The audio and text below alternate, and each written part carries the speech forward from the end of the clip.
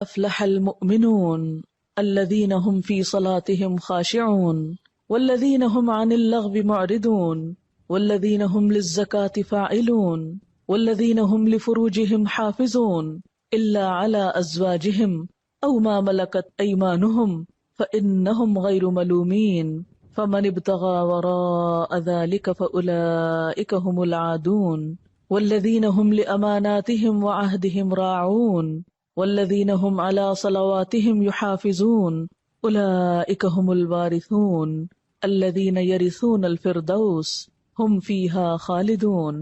یقیناً فلاح پائی ہے ایمان لانے والوں نے جو اپنی نماز میں خشوع کا طریقہ اختیار کرتے ہیں، لغویات سے دور رہتے ہیں، زکوٰۃ کے طریقے پہ عامل ہوتے ہیں، اپنی شرمگاہوں کی حفاظت کرتے ہیں سوائے اپنی بیویوں کے اور ان عورتوں کے جو ان کی ملک یمین میں ہوں کہ ان پر محفوظ نہ رکھنے میں وہ قابل ملامت نہیں ہے، البتہ جو اس کے علاوہ کچھ اور چاہیں وہی زیادتی کرنے والے ہیں، اپنی امانتوں اور اپنے عہد و پیمان کا پاس رکھتے ہیں اور اپنی نمازوں کی محافظت کرتے ہیں، یہی لوگ وہ وارث ہیں جو میراث میں فردوس پائیں گے اور اس میں ہمیشہ رہیں گے۔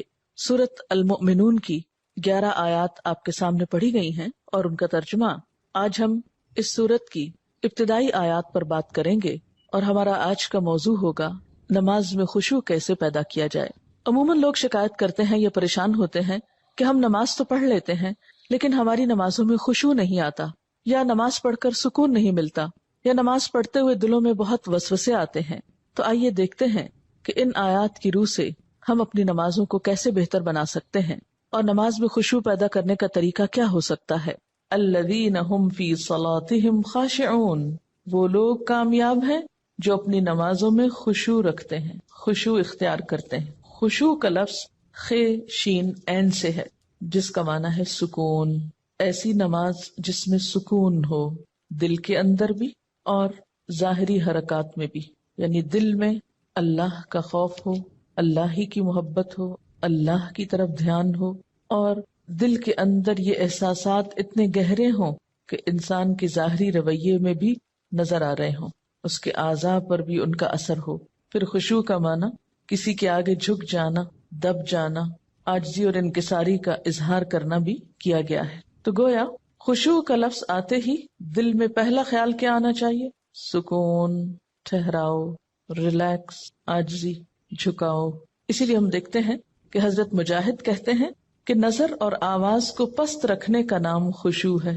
حضرت علی رضی اللہ تعالیٰ عنہ فرماتے ہیں کہ دائیں بائیں التفات یعنی گوشہ چشم سے دیکھنے سے بچنا خشوع ہے، یعنی نماز میں کھڑے ہو کر دائیں بائیں نہیں دیکھنا، ادھر ادھر نہیں دیکھنا، اور آنکھوں کے کناروں سے بھی نہیں دیکھنا۔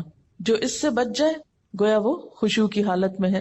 حضرت عطا فرماتے ہیں کہ بدن کے کسی حصے سے نہ کھیلنا خشوع ہے، یعنی نماز میں بے وجہ کھجانا یا کپڑے ٹھیک کرنا، ہلنا جلنا، آگے پیچھے ہونا، کبھی ٹانگ اٹھانا، کبھی انگلیاں مروڑنا، کبھی کچھ کرنا، کبھی ایک ٹانگ پہ بوجھ ڈال کے کھڑے ہو جانا، یہ سب چیزیں خشوع کے خلاف ہیں۔ حضرت ابو ذر رضی اللہ تعالی عنہ سے روایت ہے کہ رسول اللہ صلی اللہ علیہ وسلم نے فرمایا، اللہ تعالیٰ نماز کے وقت اپنے بندے کی طرف برابر متوجہ رہتا ہے جب تک وہ دوسری طرف التفات نہ کرے، یعنی بندہ جب رب کی طرف متوجہ رہتا ہے تو رب بھی بندے کی طرف متوجہ رہتا ہے۔ جب وہ دوسری طرف التفات کرتا ہے یعنی گوشہ چشم سے دیکھتا ہے تو اللہ تعالیٰ اس سے رخ پھیر لیتے ہیں، یعنی آپ کا دھیان اگر اللہ کی طرف رہا تو اللہ کی توجہ بھی آپ کی طرف، جو ہی آپ نے ادھر ادھر منہ کیا، توجہ کی، اللہ نے بھی اپنا رخ پھیر لیا۔ نبی کریم صلی اللہ علیہ وسلم نے حضرت انس کو حکم دیا کہ اپنی نگاہ اس جگہ رکھو جس جگہ سجدہ کرتے ہو، اور یہ کہ نماز میں دائیں بائیں التفات نہ کرو، یعنی نماز کو خشوع کیا ہے؟ نگاہیں سجدے کی جگہ ہوں۔ اگر آپ اس عمل میں کامیاب ہو جائیں تو یقین مانے آپ کی نماز میں خشوع آ جائے گا۔ بہت سے لوگ یہ سمجھتے ہیں کہ شاید آنکھیں بند کر کے نماز پڑھنے سے زیادہ خشوع آتا ہے، جو کہ غلط فہمی ہے۔ ایسا کرنا پسندیدہ بھی نہیں، لگتا بہت آسان ہے کہ کچھ چیز نظر نہ آئے تو ہمارا دھیان زیادہ اللہ کی طرف ہو جائے گا، لیکن آج آپ نماز میں تجربہ کر کے دیکھیں، جو لوگ آنکھیں بند کر کے پڑھتے ہیں وہ آنکھیں کھول کر سجدے کی جگہ دیکھنا شروع کریں۔ اس میں یہ ہوتا ہے نا کہ جب ہم بچپن سے ایک طریقے پہ نماز پڑھ رہے ہیں، کبھی کسی نے ہمیں ٹوکا نہیں، کیونکہ ہم سب سے زیادہ مائنڈ اس وقت کرتے ہیں جب کوئی ہماری نماز کی اصلاح کرنا چاہے۔ عام طور پر اگر آپ لوگوں کو کسی بھی چیز سے روکیں تو وہ اتنا نہیں برا مناتے، لیکن اگر نماز کے بارے میں تھوڑی سی بات بھی کر دے تو ہائپر سینسیٹیو ہوتے ہیں، غصہ کرتے ہیں کیوں کہا. اگر مثلا کسی نے اگر دوپٹہ باریک لیا نماز میں تو اسے روکا جائے کہ نہیں یہ ٹھیک نہیں، یا اگر ٹخنے ننگے ہو رہے ہیں اور بتایا گیا، یا یہ کہ نماز کا طریقہ درست نہیں، اگر اس میں کسی نے تھوڑی سی بھی مداخلت کر دی تو ناقابل برداشت. تم ہوتے کون ہو مجھے کچھ کہنے والے. اس لیے عموماً لوگ اپنی عزت بچانے کو دوسروں کو چھوڑ دیتے ہیں. ٹھیک ہے جو چاہیں کریں، پھر کیا ہو سکتا ہے. جب کسی کو خود پرواہ نہیں، جب کوئی خود اپنی اصلاح نہیں چاہتا تو آپ کیا کر سکتے ہیں کسی کے لیے. اور بعض اوقات انڈائریکٹلی 20 بار سمجھانے کے باوجود بھی لوگ اپنا طرز عمل نہیں بدلتے. تو یاد رکھیے کہ جب تک طریقہ درست نہیں ہوگا خشوع نہیں آئے گا. تو خشوع لانے کے لیے نمبر 1 کہ سنت کے مطابق نماز پڑھنے کی کوشش کریں، اور اس میں سجدے کی جگہ پہ دیکھنا شروع کریں. نماز میں حرکت کم کریں. عموماً تو مجھے ٹیلی ویژن دیکھنے کا کبھی نہ موقع ملا ہے نہ موقع ہوتا ہے. تو اس رمضان میں جہاں ہم ٹھہرے ہوئے تھے تو وہاں پر ٹیلی ویژن تھے، تو رات کو حرم کی تراویح آتی تھی. تو مجھے بہت ہوتا تھا کہ اتنا قریب ہے ہم اور وہاں شریک نہیں ہو سکتے. تو میں اہتمام کے ساتھ تھوڑی دیر لگا کے دیکھتی تھی کہ اچھا آج کون سی آیات آ رہی ہیں، آج کیا ہو رہا ہے. تو اس میں نے خصوصی طور پہ غور کیا کہ جو امام ہوتے تھے ایسے لگتا تھا کہ پتھر کے بت ہیں جو ان کو بالکل کوئی حرکت نہیں. اور وہاں سے مجھے اپنی نماز کو چیک کرنے کا احساس ہوا کہ ایک جگہ پر نظر ہے. ہمارا حال کیا تھا، کبھی آنکھیں بند کر لیتے اوپر سر کر رہے ہوتے ہیں، کبھی ادھر کر رہے ہوتے ہیں، کبھی نیچے کر لیتے ہیں، کبھی آنکھیں کھول لیتے ہیں، کبھی ادھر ادھر تھوڑا سا دیکھ لیتے ہیں. کیا خاک خشوع آئے گا؟ اگر آپ کسی کو خشوع کے ساتھ نماز پڑھتے دیکھیں تو آپ دیکھیں گے آپ کی نماز میں بھی آئے گا، یا آپ کے پاس اگر کوئی کھڑا ہو تو اس سے بھی آپ کو فائدہ ہوگا. لیکن اگر آپ واقعی چاہتے ہیں، کیونکہ اس تدبیر نے مجھے بہت زیادہ فائدہ دیا ہے، آنکھیں بند نہیں کرنی، آنکھیں کھلی رکھنی ہے، لیکن مسلسل سجدے ہی کی جگہ پہ دیکھنا ہے، ادھر ادھر نہیں دیکھنا، اور کم سے کم حرکت، ہلنا نہیں ہے. یہ 2 کام آپ کر لیں تو اندر بھی ٹھہراؤ آئے گا. اسی لیے خشوع کا معنی سب سے پہلے میں نے آپ کو سکون والا بتایا، سکون. اور جو اس طرح نماز پڑھے اس کی نماز کے بعد بھی اس کو ایک خاص سکون نصیب ہوگا. ہم نماز پڑھ کے بے چین اٹھتے ہیں بعض اوقات، کیا پڑھا، کبھی رونے بھی بیٹھ جاتے ہیں، کوئی فائدہ نہیں. یہ رونے دھونے سے کوئی زیادہ فائدہ نہیں ہے. یہ ایک لیم ایکسکیوز ہوتا ہے، رو کے اپنے آپ کو ہم خوش کر لیتے ہیں کہ ہم رو لیے، بس ندامت کے آنسوں نے سب غلطی دھو دی. ٹھیک ہے اس سے دھل جاتی ہے غلطی، لیکن غلطی کی جب تک اصلاح نہ ہو تو محض رونا فائدہ نہیں دیتا، یا محض ندامت فائدہ نہیں دیتی. تو اس لیے 2 چیزوں پہ خصوصی توجہ کرنی ہے اگر چاہتے ہیں خشوع آئے. تو یہاں پر اللہ تعالیٰ فرماتے ہیں کہ صرف نماز پڑھنا ہی کافی نہیں، بلکہ نماز میں خشوع ضروری ہے. کس کے لیے؟ کامیابی کے لیے. اسی لیے آپ دیکھیے کہ ایسی جگہ پر نماز پڑھنے کو کہا گیا ہے جہاں زیادہ آس پاس موومنٹ نہ ہو. مردوں کے لیے تو بہت ہی اچھا چانس ہوتا ہے کہ مسجد میں چلے جائیں، مسجد میں سبھی نماز پڑھیں، کچھ اور تو وہاں ہو نہیں رہا ہوگا، تو اس میں خشوع پیدا ہونے کا ایک قدرتی ماحول ہوتا ہے. لیکن عورتوں کے لیے کیا پسندیدہ ہے؟ جیسے حدیث میں آتا ہے کہ گھر کے اندر والے حصے میں، یعنی جتنا عام ایکٹیویٹی والے حصے کو چھوڑ کر آپ الگ تھلگ ہو کر نماز پڑھیں اتنا ہی اچھا ہے، کیونکہ اس سے کوئی بیرونی جو انٹرفیرنس ہے یا ڈسٹریکشن کے اسباب ہیں وہ نہیں رہیں گے، تو آپ کے لیے آسانی ہو جائے گی. تو جب ہم سکون کے فارمولے پہ عمل کریں گے تو لازمی طور پر پھر ہم نماز میں کچھ اور چیزوں کا بھی خیال رکھیں گے جو عموماً دیکھا گیا ہے کہ لوگ ان کا خیال نہیں رکھتے. تو کن چیزوں سے پھر بچنا ہے؟ مثلاً نمبر 1 ہلنا نہیں، نمبر 2 مختلف سمتوں میں جھکنا نہیں. کیسے؟ یعنی کہ کبھی دائیں ٹانگ پہ کھڑے ہو جائیں، کبھی بائیں ٹانگ پہ کھڑے ہو جائیں، یہ نہیں کرنا.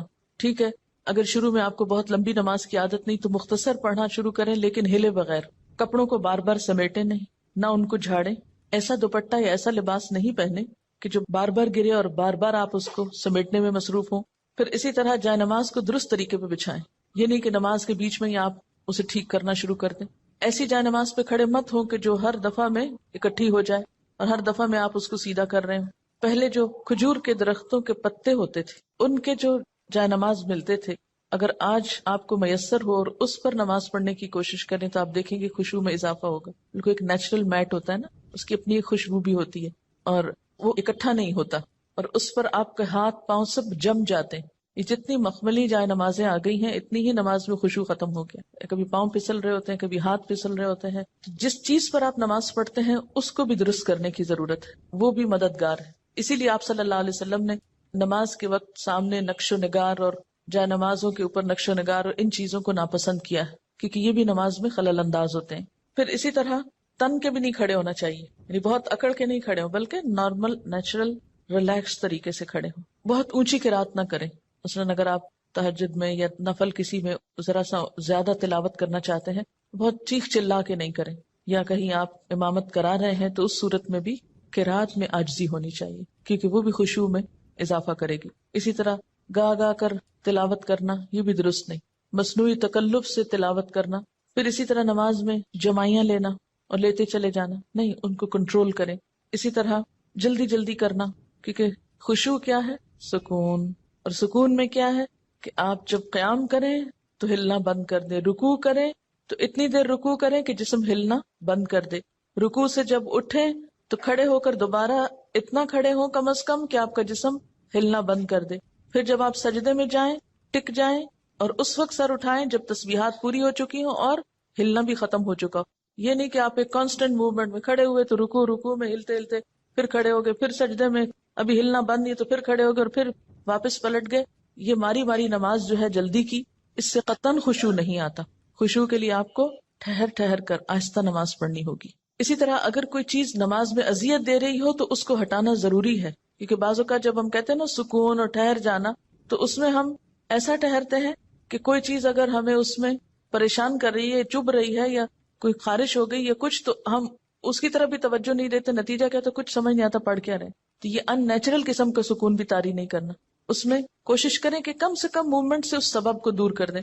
مثلا اگر کہیں خارش ہوئی ہے تو ایک ہاتھ سے بس اس جگہ ہلکا سا دبا کے خارش کر دیں، یہ نہیں کہ ہلا ہلا کے خارش شروع کر دیں، یا کہ بالوں کو سمیٹنا شروع کر دیں، یا بالوں سے کھیلنا، یا کپڑوں سے، یا بعض لوگ جیسے مرد حضرات حرم میں نماز پڑھ ہوتے تھے نا، تو وہ مختلف لوگوں کو دیکھ کے آپ اندازہ کر سکتے ہیں کہ کون کس طرح پڑھ رہا ہے نا، اور اس سے اپنے آپ کو کمپیئر کرتے ہیں کہ جب میں ایسی حرکت کروں تو میں بھی تو یہی لگتی ہوں گی۔ بعض لوگ داڑھی سے کھیل رہے ہوتے ہیں، بعض اوقات بال ٹھیک کر رہے ہوتے ہیں، بعض لوگ کپڑے ٹھیک کرتے چلے جاتے ہیں، تو یہ ساری چیزیں جو ہیں ہل جل کی، یہ نماز کی خشوع میں اثر انداز ہوتی ہیں۔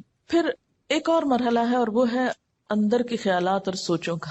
بہت سے لوگ اس پر پریشان ہوتے ہیں۔ اگر آپ اس طریقے پہ عمل کریں گے، سجدے والی جگہ پہ دیکھنا ذرا شروع کریں، آپ دیکھیں گے خیالات کم ہو جائیں گے۔ بہرحال ہر شخص کا اپنا اپنا حساب ہو سکتا ہے، مجھے اس سے بہت فائدہ ہوا ہے، کیونکہ اللہ کے رسول صلی اللہ علیہ وسلم کی کوئی بات بھی حکمت سے خالی نہیں۔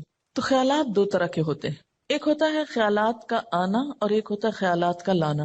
آنے والوں کو تو آپ روک نہیں سکتے، پاسبل ہی نہیں، اور ایک ہوتا ہے خود انوائٹ کرنا، کسی کو بلانا، دعوت دینا، اس کو آپ بہرحال کنٹرول کر سکتے ہیں۔ اب جو بن بلائے آ جاتے ہیں ان کو آنے دیں، ان کو آپ اگنور کر دیں، کیونکہ ہمارا دماغ ایسی چیز ہے کہ جو کانسٹنٹلی کام کرتا ہے، رکتا نہیں ہے۔ آپ سو رہے ہوں تب بھی وہ خوابیں دیکھتا رہتا ہے، آپ جاگ رہے ہوں، آپ کسی سے بات کر رہے ہوں تو ضروری نہیں کہ آپ کی پوری توجہ وہاں ہو۔ بہت دفعہ ایسا ہوتا ہے کہ بات کرتے ہوئے آپ کا دھیان وہاں بھی ہوتا ہے اور کہیں اور بھی ہوتا ہے۔ تو ان تمام چیزوں پر جو خیالات تو خود بخود آ رہے ہیں وہ آتے رہیں گے، اس کو نہیں آپ روک سکتے۔ مثلا کانوں کے اوپر تو آپ کیا کرتے ہیں، ہاتھ رکھ سکتے ہیں، آنکھوں کو بند کر سکتے ہیں، زبان بند کر سکتے ہیں، لیکن دماغ کے خیال کا کیا کریں؟ کوئی ڈھکنا نہیں دے سکتے، کوئی سوئچ نہیں آف کر سکتے، وہ تو خدا نخواستہ آف ہوا تو پھر تو گئے، آن نہیں ہو سکتا پھر۔ اب یہ بڑی مشکل ہے، اس لیے ان کے پیچھے نہ پڑے، ان کو زیادہ سوچے نہ، ان کو اہمیت نہ دے، ان کو اپنے اوپر حاوی نہ ہونے دے، ان کا تذکرہ نہ بہت زیادہ کریں۔ یہ کچھ لوگوں کو میں نے دیکھا وہ ہر ایک کو لے کے بیٹھ جاتے ہیں، میں کیا کروں، میرے تو خیال بہت آتے ہیں نماز میں۔ کسی کے پاس کوئی جادو کی چھڑی نہیں کہ جو ایک آپ کو لگائے گا اس وقت اور آئندہ آپ کے خیالات نہیں آئیں گے، اس لیے آپ ان کا تذکرہ زیادہ نہ کریں، just take it easy, normal لیں، تو ہوتا ہی ہے تو آئیں گے، لیکن یہ نہ کریں کہ کوئی ایک خیال آ گیا ہے تو پھر اس کے آگے اور سوچیں، مثلا اپنے کاموں کی پلاننگ وہاں کھڑے ہو کے شروع کر دیں، اور فرض نمازوں میں ایسا نہیں ہو سکتا، ایسا نہیں کیا جا سکتا۔ نفل میں اگر ہو جائے، جیسے حضرت عمر رضی اللہ تعالیٰ عنہ جو فوجوں کو ترتیب دینی ہوتی تھی تو نفل نماز شروع کر دیتے تھے، تو نوافل کی حد تک ٹھیک ہے لیکن فرض میں نہیں۔ پھر آپ دیکھیے کہ اگر آپ بدل بدل کے صورتیں پڑھیں گے، قرآن پاک کا کچھ حصہ ساتھ ساتھ یاد کرتے رہیں گے، تو آپ دیکھیں گے کہ اس سے بھی فرق پڑتا ہے، چینج سے یکسوئی آتی ہے۔ مثلا ایک جگہ آپ کھڑے ہیں یا ایک جگہ آپ کام کر رہے ہیں تو بعض اوقات آپ کام نہیں کر پاتے اور بار بار آپ کو خیالات تنگ کرتے ہیں۔ اپنی پڑھائی کے دوران بھی آپ نے دیکھا ہوگا، آپ تھوڑی سی پوزیشن چینج کر لیتے ہیں، جگہ بدل لیتے ہیں، اٹھ کے جا کے پانی پی کے آ جاتے ہیں، یہ کچھ تو اس سے پھر فرق پڑ جاتا ہے۔ اسی طرح اگر آپ تلاوت یعنی قرآن پاک کا وہ حصہ جو نماز میں پڑھ رہے ہیں اگر آپ اس کو تبدیل کرتے رہیں تو فائدہ ہوگا۔ اس کے لیے طریقہ کیا ہو، کیونکہ آپ نے دیکھا ہوگا کچھ قرآن پاک آپ نے یاد کیا پھر وہ آپ کو بھولنے لگا، کوئی صورت اگر کچھ دن تک نہیں پڑھی، اگلے دن نماز میں پڑھنے کھڑے ہوئے وہ اٹکنا شروع ہو گیا، آپ نے تنگ آ کے چھوڑ دی۔ ایسی چیزیں بہت نیچرل ہوتی ہیں، اس کا علاج کیا ہے؟ پاکٹ سائز کا چھوٹا سا قرآن پاک کا نسخہ جو ہے وہ نماز کے وقت میں قریب رکھ لیں. میں نے ایک باسکٹ سی بنائی ہوئی، تو آپ کیا کریں، دعاؤں کے کارڈز، تسبیح اور جو قرآن پاک کا نسخہ، اگر آپ چشمہ لگا کے پڑھتے ہیں تو چشمہ، یہ ساری ضروری چیزیں جو ہیں اس کے اندر موجود ہوں. وہ آپ اپنے بیڈ روم میں، اپنے وارڈ روم میں، کہیں ایک جگہ پر اس کو رکھ لیں. جو ہی نماز پڑھنے لگے جائے نماز بچھائی اور اٹھا کے وہ ٹوکری پاس رکھ لی. اچھا سنت پڑھ لی آپ نے، اب آپ نے ارادہ کیا کہ میں آج فلاں سورت پڑھوں گی، اور آپ کو بھولی ہوئی ہے یا آپ سمجھتے ہیں کہ آپ کو یاد دہانی کی ضرورت ہے. کئی کئی جگہ ہوتے ہیں نا وہ شبے پڑ جاتے ہیں. تو آپ کیا کریں، شروع کرنے سے پہلے 1 سیکنڈ کے لیے ان جگہوں پر دیکھ لیں، اس کو پھر رکھ لیں، پھر آپ نماز پڑھیں. آپ انشاءاللہ وہ سورت بہتر طور پر پڑھ پائیں گے. جب آپ پڑھیں گے تو آپ دیکھیں گے کہ آپ کی واقعی نماز میں خوشی پیدا ہوگی، کیونکہ کچھ عملی تدابیر بھی ہوتی ہیں کہ یکسوئی والی جگہ ہو لیکن ساتھ ایسی چیزیں موجود ہوں. مثلا اگر آپ نوافل پڑھ رہے ہیں اور آپ تھک گئے ہیں بیچ میں، تو بجائے اس کے کہ اپنے اوپر زور زبردستی کر کے پھر کھڑے ہو جائیں، آپ بیچ میں تھوڑا بیٹھ بھی سکتے ہیں، یا یہ کہ سلام پھیر کر آپ دعاؤں کا کارڈ نکالیں، کچھ دعائیں پڑھ لیں، اس میں آپ ریلیکس بھی ہو جائیں گے اور ساتھ یہ ہے کہ دعائیں بھی مانگی جائیں گی، اور اگلے 2 نفل جو ہیں وہ زیادہ یکسوئی کے ساتھ پڑھے جائیں گے. تو اس طرح کی کچھ عملی تدابیر جو ہیں وہ آپ کی نماز کو اچھا کر دیتی. اسی طرح اگر ماحول کو تھوڑا اور خوشگوار بنائیں، مثلا یہ کہ جا نماز کے اوپر اگر آپ تھوڑا سا عطر لگا لیں، یا یہ کہ آپ اس کو جھاڑ پٹک کے رکھیں، کچھ عرصے بعد اس کو دھو لیں، صاف کر لیں.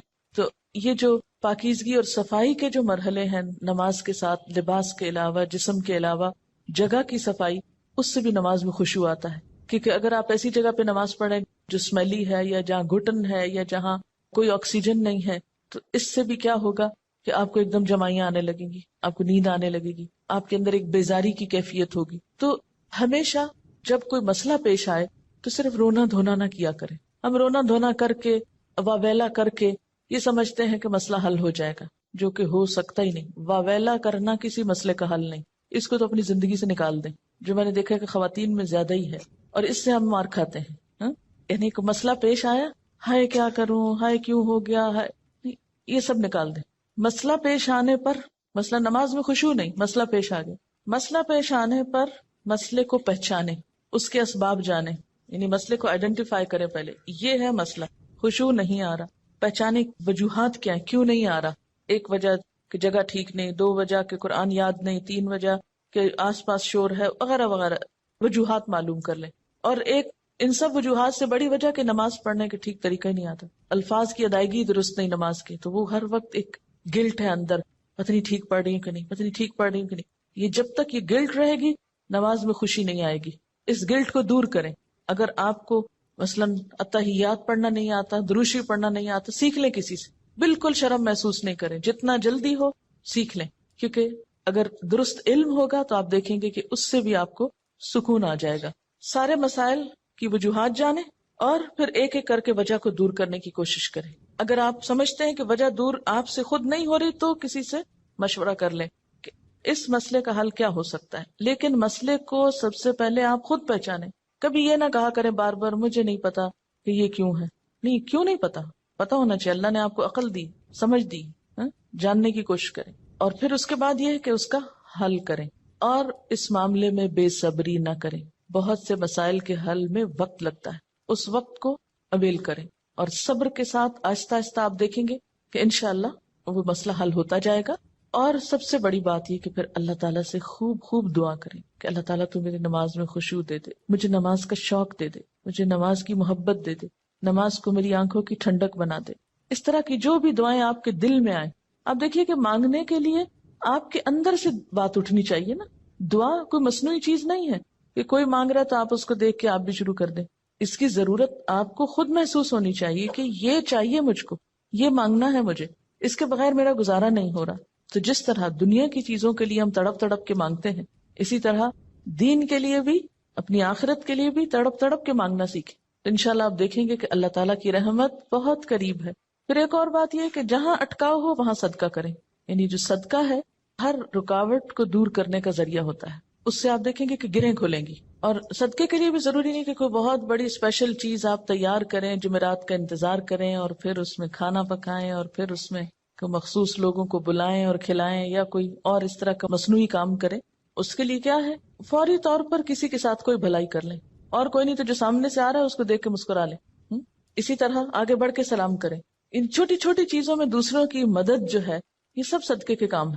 اور ساتھ یہ ہے کہ پھر اللہ کے راستے میں مال خرچ کرنا، اپنی پسندیدہ چیز دوسرے کو دے دینا، اسی طرح کی چھوٹی چھوٹی چیزیں. تو آپ دیکھیں گے کہ وہ اندر کی گرہیں کھلیں گی نا تو باہر کی خود بخود کھلنے لگیں گی اور آپ ریلیکس ہو جائیں گے. اور اس خشوع کے ساتھ نماز جو ہے کامیابی کا ذریعہ ہے. اگرچہ مکمل کامیابی آخرت میں ہوگی، لیکن دنیا میں بھی آپ دیکھیں گے کہ آپ کو ہر مشکل کا حل، جیسے نبی صلی اللہ علیہ وسلم کا طریقہ تھا، کیا تھا کہ جب بھی آپ کو کوئی مشکل معاملہ پیش آتا فوراً نماز پڑھتے.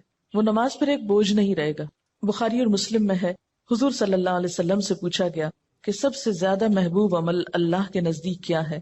آپ نے فرمایا نماز کو وقت پر ادا کرنا. پوچھا گیا پھر؟ فرمایا ماں باپ سے اچھا سلوک کرنا. پوچھا گیا پھر؟ فرمایا اللہ کی راہ میں جہاد کرنا. جہاد کرنا اگرچہ ضروری ہے لیکن وہ بعد میں ہے، پہلے اپنی نمازیں درست کر لیں اور وقت پہ پڑھیں. اور یہ جو وقت پہ پڑھنا ہے نا، اگر اس کی عادت ہو جائے تو آپ دیکھیں گے کہ آپ کے وقت میں برکت ہو جائے گی. ہوتا کیا ہے، نماز کا وقت ہو گیا نا، ہم ٹال رہے ہیں، نہ تو جو کام کر رہے ہیں وہ صحیح ہو رہا ہے ٹالنے کی وجہ سے، اور نہ نماز ہماری ٹھیک ہوگی پھر، کیونکہ جو نماز دیر سے پڑھی جائے گی اس میں خشوع ہو ہی نہیں سکتا. اگر آپ فجر کے آخری ٹائم پہ اٹھے ہیں کیسے خشوع آئے گا؟ ٹینشن تو یہی رہے گی کہ سورج نہ نکل آئے یا نکل نہ چکا ہو. کوئی بھی نماز جو تاخیر سے پڑھیں گے، آپ وقت گزار کے پڑھیں گے، وہ خشوع سے خالی ہو جائے گی، خود بخود آٹومیٹیکلی پھیکی ہو جائے گی. اس لیے کوشش کریں، یعنی اگر آپ خشوع لانا چاہتے ہیں تو پہلی کوشش کہاں سے شروع ہو کہ وقت پر اور اول وقت میں. حضرت ابو درداء سے روایت ہے کہ رسول اللہ صلی اللہ علیہ وسلم نے فرمایا سب سے پہلی چیز جو امت سے اٹھ جائے گی یعنی سلب ہو جائے گی وہ خشوع ہے، یہاں تک کہ قوم میں کوئی خاشع نظر نہ آئے گا. بہت سے لوگ نماز پڑھیں گے مگر کوئی خاشع نظر نہ آئے گا. حدیث میں آتا ہے ایک مرتبہ نبی صلی اللہ علیہ وسلم نے ایک شخص کو دیکھا کہ نماز پڑھ رہا ہے، ساتھ ساتھ داڑھی کے بالوں سے کھیلتا جا رہا ہے.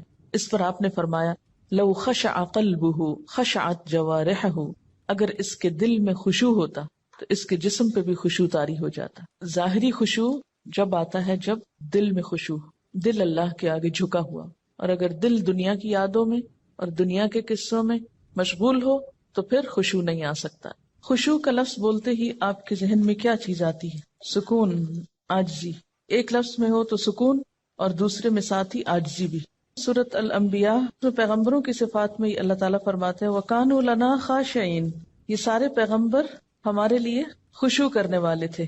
تو اس سے کیا پتہ چلتا ہے کہ خاشع ہونا جو ہے، عاجز ہونا اور اللہ کے سامنے عاجزی اختیار کرنا، یہ پیغمبروں کی صفات میں سے رہا ہے. سورۃ انبیاء کی آیت 90. اور اس میں بھی آپ دیکھیے کہ انہم کانوا یسارعون فی الخیرات ویدعوننا رغبا ورہبا وکانوا لنا خاشعین، کہ وہ بھلائیوں میں بہت جلدی کرتے تھے. یسارعون فی الخیرات اور ویدعوننا رغبا ورہبا، رغبت کے ساتھ اور خوف کے ساتھ ہمیں پکارتے. حالانکہ وہ پیغمبر تھے پھر بھی محض رغبت نہیں تھی، خوف بھی ساتھ تھا. وکانوا لنا خاشعین، اور وہ ہمارے آگے جھکے ہوئے تھے.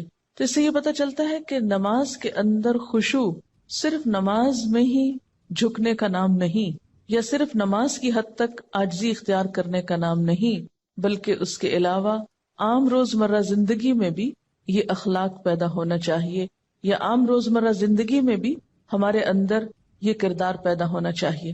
اب جب سکون کی بات ہوئی کہ کانوا لنا خاشعین، اور خشوع کا معنی اگر سکون کیا جائے اور عاجزی کیا جائے تو عملی زندگی میں کہاں کہاں یہ نظر آئے گا اور کس کس طرح ہوتا یہ کہ جب ہم نماز میں لطف اٹھاتے ہیں تو ایک نماز کا اچھا پڑھنا آئندہ کی نماز کے لیے خود بخود انتظار کی کیفیت پیدا کر دیتا ہے نا، کیونکہ آپ نے اس کو انجوائے کیا ہوتا ہے.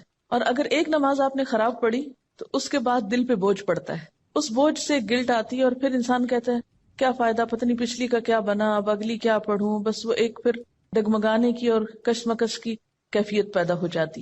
تو ہر نماز اپنی جگہ اہم ہے اور ہر نماز کے اندر ایسی کوشش ضروری ہے جو اگلی نماز کے لیے ایک تیاری بن جائے یا ایک گراؤنڈ پریپیئر کر دے یا اس کے لیے ایک بنیاد بن جائے. وہ خشوع صرف نماز میں ہی تو نہیں رہتا نا.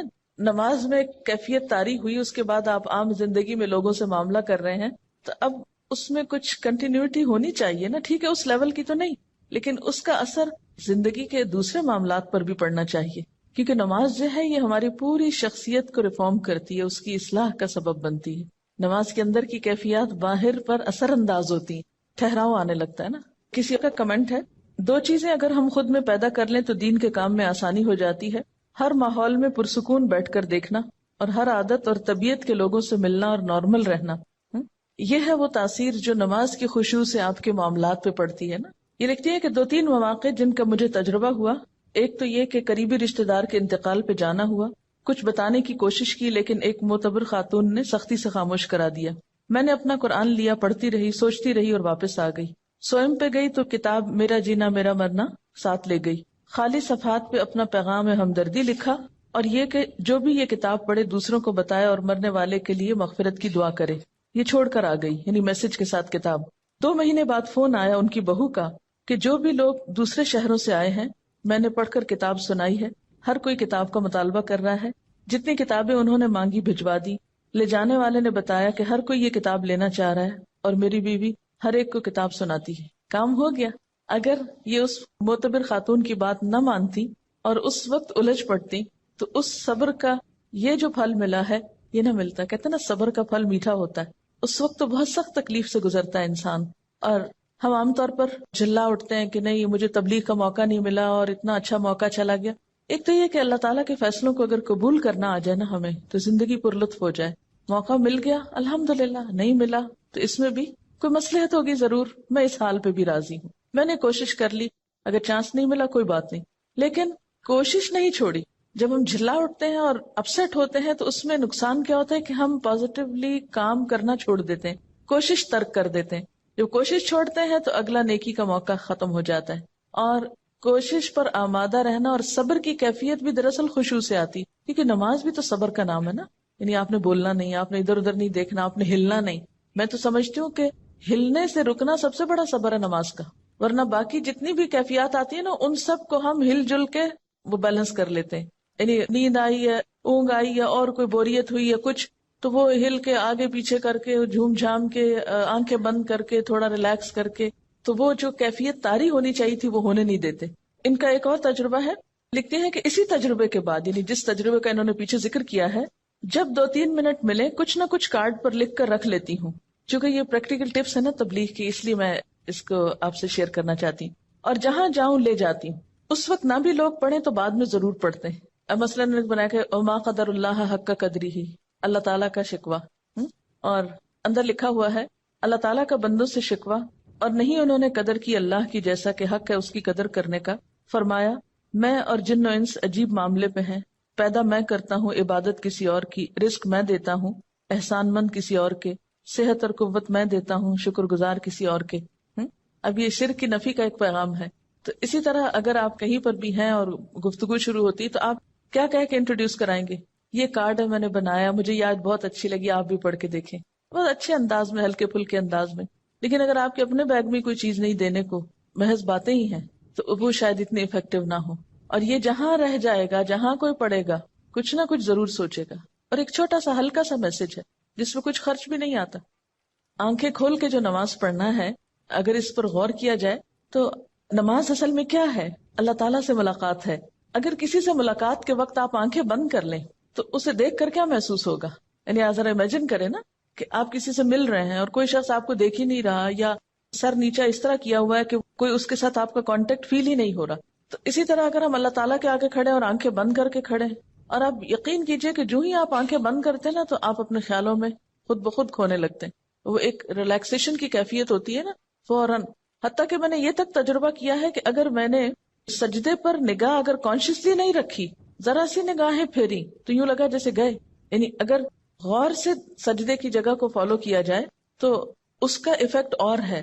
اور اگر ذرا سی بھی نگاہیں جیسے ہوتی ہے نا کہ فوکس نہیں رہتی اور آپ ادھر ادھر ذرا سے ان کو ڈھیلا کر دیتے ہیں تو اس سے بھی ایک دم یوں لگتا ہے شیطان نے اچک کے لے لیا اپنا حصہ، فوراً خیال بھٹکنے لگتا ہے. یعنی آنکھیں بند کر کے اگر آپ اپنی پوزیشن پہ بھی غور کریں، ابھی تجربہ کر کے دیکھ لیں، تو آپ دیکھیں گے کہ آپ اپنے بارے میں بھی لاسٹ ہو جائیں گے کہ آپ کی پوزیشن کیا ہے. تو کسی سے ملاقات کے وقت آنکھیں بند کر لینا یہ ملاقات کے ادب کے خلاف ہے. تو اللہ تعالیٰ کے سامنے جب انسان کھڑا ہو تو ایک اچھے حال میں کھڑا ہو. انسان کے اندر جب بے سکونی ہوتی ہے تو انسان پھر سکون لغویات میں تلاش کرتا ہے، پھر وہ لغو کی طرف مائل ہوتا ہے.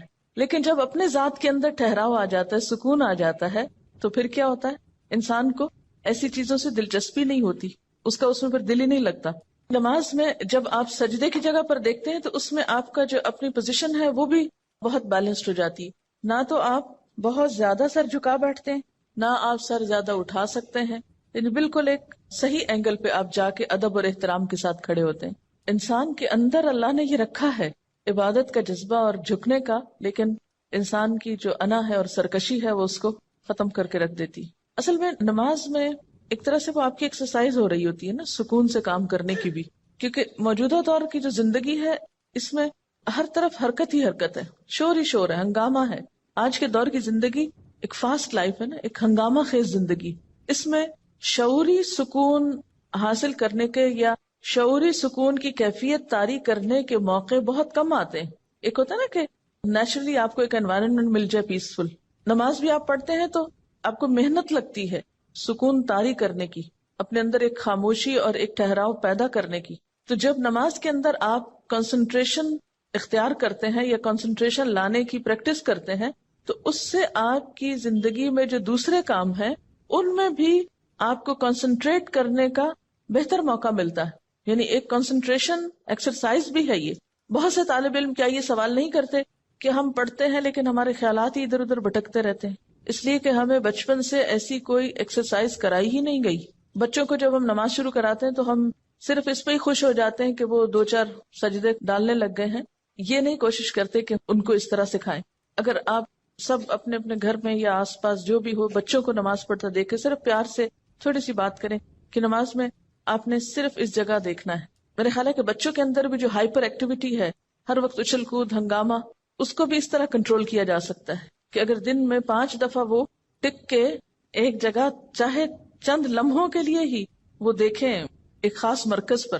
آپ کو پتا کہ ہپنوٹائز کرنے کا طریقہ کیا ہوتا ہے؟ ایک نقطے پہ دکھاتے ہیں نا، ایک نقطے پہ کہتے ہیں کہ دیکھتے جاؤ دیکھتے جاؤ دیکھتے جاؤ. یہ جو ہائپر ایکٹیویٹی یا بے چینی کا جو ہے یہ پورے دنیا اس کا شکار ہو رہی ہے، اور پاکستانی قوم کو بھی اگر آپ دیکھیں اوور آل تو ہم ایون کلاس میں اکثر دیکھتی ہوں تو میں کہتی ہوں نا کہ آپ اسٹل ہو جائیں تھوڑے تاکہ آپ پڑھ سکیں.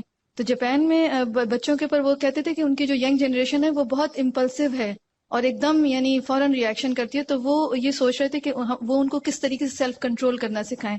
اور اس میں انہوں نے آف کورس کچھ ریسرچز کر کے کہا تھا کہ اگر یہ صبح میں کوئی ردم والی چیز باواز بلند پڑھیں اور نیچر کے زیادہ قریب جائیں. اور میں یہ سوچ رہی تھی کہ اللہ سبحانہ تعالیٰ کتنی خوبصورتی سے ایک سیلف کنٹرولنگ کا کتنا خوبصورت ایک اکوپمنٹ دے رہے ہیں، ایک اسٹریٹجی دے رہے ہیں کہ بس یہ اگر کریں، اور تلاوت ہے اور پھر فوکس ہے ایک فوکل پوائنٹ پہ. اور اگر اس طریقے سے بچوں کی تربیت کی جائے تو نو ونڈر کہ انشاءاللہ اگلی جنریشن جو ہے وہ تو کم از کم سکون والی کیا ہے، اور جو امپلسو بیہیویئرز ہیں وہ نہ ہو پائیں. خشوع کا اثر ہمارے باہمی قریبی تعلقات پر بھی پڑنا چاہیے. قریبی رشتہ داروں، دوستوں، ملنے جلنے والوں سے معاملہ کرتے وقت ہمارے اندر عاجزی، انکساری، سکون اور خشوع کا مظاہرہ ہونا چاہیے. جب انسان قرآن پڑھنے لگتا ہے یا دین کی طرف آتا ہے تو لازمی طور پر دل میں ہلچل پیدا ہوتی.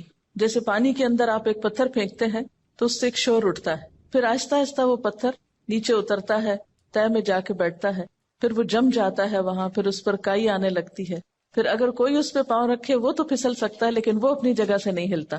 تو بالکل اسی طرح ہمارے اندر بھی ایک ایسا سکون اور ایک ایسی کیفیت آنی چاہیے کہ ہم کسی کی بات کے جواب میں کسی کے ساتھ معاملہ کرتے وقت ایسا نیگیٹو ریئیکشن شو نہ کریں کہ دین کی ایک بدترین مثال پیش کریں. ایمان کے لطف اور حلاوت محسوس ہوتی ہے نا ان آیات کو پڑھ کر. یعنی اس خشوع کا اثر زندگی پر پڑنا چاہیے نا. نماز میں کیا ہوتا ہے؟ دل میں اللہ کی یاد ہے، زبان پہ اللہ کا ذکر ہے اور ایک ٹھہراؤ ہے. تو بالکل اسی طرح نماز کے بعد بھی جب ہم زندگی کے عام معاملات اختیار کرتے ہیں تو اس میں بھی ہمارے دل میں اللہ کی یاد ہونی چاہیے، خاموش لمحات میں اس کا ذکر ہونا چاہیے، اور اس کے علاوہ ہمارے پوری شخصیت کے اوپر ایک ٹھہراؤ نظر آنا چاہیے. یعنی یہ سکون ہمارے چہروں پر، ہماری چال میں، ہمارے معاملات میں، ہماری ہر چیز میں محسوس ہونا چاہیے. تب ہم اسلام کے صحیح نمائندے ہوں گے. پیس یعنی ایک اپنے آپ کو ٹیسٹ کرنے کا مقام بھی ہے یہاں پر. افلاح اور فلاح میں کامیابی دنیا اور آخرت دونوں کی ہے. تو دنیاوی اعتبار سے کامیابی کا مطلب یہ نہیں ہے کہ ہم دنیاوی اعتبار سے کسی بہت بڑے سٹیٹس کے حامل ہو جائیں. اصل کامیاب انسان وہ ہے کہ جس کے اپنے اندر سکون اور جس کی زندگی میں ایک خاص قسم کا وقار ہے. وہ کہیں پر بھی ہے، من پسند حالات میں ہے یا ناپسندیدہ حالات میں ہے، لیکن وہ ٹھہرا ہوا ہے. طوفان آ رہا ہے، آندھی آ رہی، کچھ آ رہا ہے، وہ ٹھہرا ہوا ہے، وہ پرسکون ہے، اس میں ایک جماؤ ہے. یہ ہے دراصل کامیابی. یعنی آخرت کی کامیابی تو کل پتہ چلے گی، لیکن آج اپنے آپ کو ٹیسٹ کر کے دیکھیں کہ کیا یہ کیفیت پیدا ہو رہی ہے.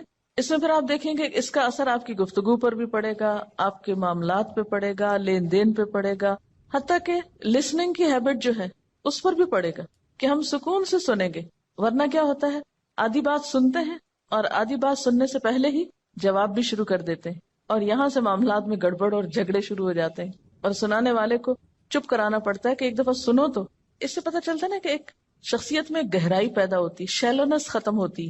جو گہرا برتن ہوتا ہے تو اس میں اگر پانی ہو تو جتنا بھی آپ اس کو ہلائیں چھلکائیں، جتنے بھی اس کو جھٹکے لگائیں، کیا ہوتا ہے، باہر نہیں آتا، تو اندر ہی اچھل کے اندر ہی بیٹھ جاتا ہے. لیکن جب شیلو برتن ہوتا ہے، کم گہرا ہوتا ہے، تو تھوڑا سا پانی بھی اس کے اندر نہیں ٹک کے رہتا، فوراً باہر چھینٹے آتے ہیں. خشوع کے ساتھ پھر روب بھی آتا ہے. حضرت عیسیٰ علیہ السلام کے بارے میں آتا ہے نا کہ وجیہن فی الدنیا والآخرہ، تو پھر وہ ایک وجیح شخصیت جو ہے وہ جنم لیتی. اب آپ دیکھیں کہ اتنی ساری صفات ہیں، سب سے پہلے خشوع کا ذکر کیوں آیا؟ کیونکہ اگر یہ پیدا ہو گیا تو باقی چیزیں خود بخود پیدا ہوتی جائیں گی. نماز میں اگر وہ خاشع ہیں تو عملی زندگی میں جتنی بھی ٹیمپٹیشنز ہیں، جتنی بھی ڈسٹریکٹ کرنے والی چیزیں ہیں، ان سے وہ بچنے کی صلاحیت ان کے اندر پیدا ہو گئی. اسی لیے لغو سے بھی اعراض کر رہے ہیں، کیونکہ اگر نماز میں خشوع نہیں تو لغو سے بچا نہیں جا سکتا. پھر جب لغو سے بیزاری ہوتی ہے تو کچھ کرنا تو ہے، اس لیے ہم للزکاۃ فاعلون، تزکیہ کے کاموں کی طرف ان کی سرگرمیاں بڑھ جاتی.